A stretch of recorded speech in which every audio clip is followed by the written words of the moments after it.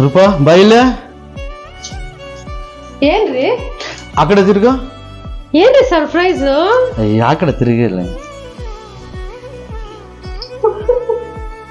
ಇರಿ ಒಂದು ಸೆಕೆಂಡ್ ಈ ಕಡೆ ತಿರ್ಗಿ happy birthday thank you I love you ಕಣೆ ಥ್ಯಾಂಕ್ ಯು ಸೋ ಮಚ್ ಇಷ್ಟೇನಾ ರೀ ನೆಕ್ಲೆಸ್ ಕೊಡಿಸ್ತೀನಿ ಅಂತ ಹೇಳಿದ್ರಿ ಬರ್ತ್ಡೇಗೆ ಹೋಗ್ರಿ ತಗೊಂಬನ್ನಿ ಸರಿ ಕಣೆ ತಗೊಂಬರ್ತೀನಿ ನೀನೋಗಿ ನೀನು ಆದ್ರೆ ಗಿಫ್ಟ್ ಕೊಟ್ಟಿಲ್ಲ ಅಂದ್ರೆ ಬೇಜಾರಾಗ್ತಾಳೆ 5,000 ಇದೆಯಲ್ಲ ಗಿಫ್ಟ್ 5,000ದಲ್ಲೇ ಒಳ್ಳೆ ಚೆನ್ನಾಗಿರೋ ಗಿಫ್ಟ್ ತಗೊಂಬರೋಣ ನೋಡೋಣ. 1 hour later.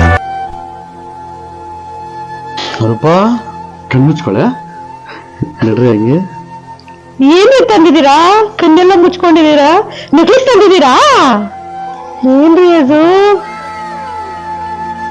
ಸರ್ಪ್ರೈಸ್. ಈಗ ನೆಕ್ಲೆಸ್ ತಂದಿಲ್ವಾ ನೀವು ಅಲ್ಲ ರೂಪಾ ಬೆಳಗ್ಗೆ ಸ್ಕೂಲ್ಗೆ ಹೋಗೋಕ್ಕೆ ಮತ್ತೆ ಕಾಲೇಜ್ಗೆ ಹೋಗೋಕ್ಕೆ ಹುಡುಗರಿಗೆ ಲೇಟ್ ಆಗುತ್ತಲ್ಲ ಅದಕ್ಕೆ ತಗೊಂಬಂದಿದ್ದು.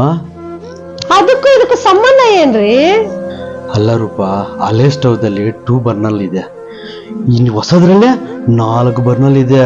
ಅವಾಗ ಅಡಿಗೆ ಎಷ್ಟು ಬೇಗ ಮಾಡ್ಬೋದು ನೀನು ಥಿಂಕ್ ಮಾಡೋ.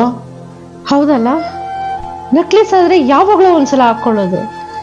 4 ಬರ್ನಲ್ ಸ್ಟವ್ ಇದ್ರೆ ಅಡುಗೆನೂ ಬೇಗ ಆಗುತ್ತೆ, ಮಕ್ಕಳು ಬೇಗನೂ ಹೋಗ್ತಾರೆ, ಟೆನ್ಷನ್ನೇ ಇರಲ್ಲ ಬೆಳಗ್ಗೆ ಹೊತ್ತು. ಇದೇನೋ ಸರಾಯ್ತು, ಮತ್ತೆ ನೆಕ್ಲೇಸು ಯಾವಾಗ ಕೊಡ್ಸಿರ ರೀ? ನಕ್ಲೀಸಾ ನೆಕ್ಸ್ಟ್ ಬರ್ತ್ಡೇಗೆ ಕೊಡ್ತಾನ ಬಿಡ. ಖುಷಿ ಆಯ್ತಾನ? ನೆಕ್ಸ್ಟ್ ಬರ್ತ್ಡೇಗೆ ಕೊಡ್ತಾನ ಬಿಡಲ್ಲ, ಕೊಡ್ತಾನೆ ಬಿಡಲ್ಲ, ಕೊಡ್ತಾನೆ. ಇದೇನ್ರಿ ನೆಕ್ಲೇಸ್ ಅನ್ಕೊಂಡ್ಬಿಟ್ಟಿದ್ದೆ.